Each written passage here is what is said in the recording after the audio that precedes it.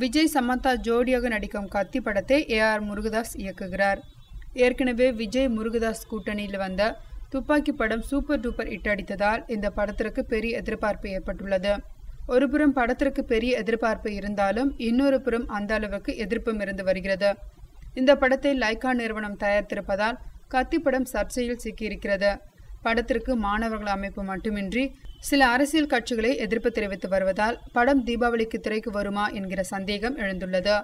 ஆனால் இந்த எதிர்ப்பையும் தாண்டி கத்தி படம் வேகமாக வளர்ந்து வருகிறது.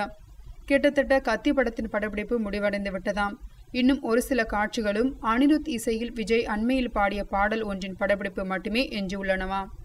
இதற்கிடையே கத்தி படத்திற்கான போஸ்ட் ப்ரொடக்ஷன் வேலைகளும் விறுவிறுப்பாக நடைபெற்று கொண்டிருக்கிறது.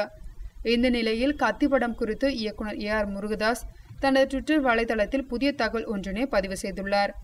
அதில் கத்தி படத்தில் முதல் பாதி வேலைகள் அனைத்தும் முடிவடைந்து விட்டன. தற்போது இரண்டாம் பகுதிக்கான வேலைகள் நடைபெற்று வருகின்றன என குறிப்பிட்டுள்ளார். ஆக கத்தி படத்தில் முதல் பாதி டப்பிங் வேலைகள் முடிவடைந்துவிட்டு இரண்டாவது பாதி டப்பிங் வேலைகள் நடைபெற்று கொண்டிருக்கின்றன. இவற்றை வைத்து பார்க்கும்போது ஷங்கரின் ஐயுடன் ஏஆர் முருகதாஸின் கத்தி படமும் தீபாவளிக்கு மோத தயாராகி வருகிறது.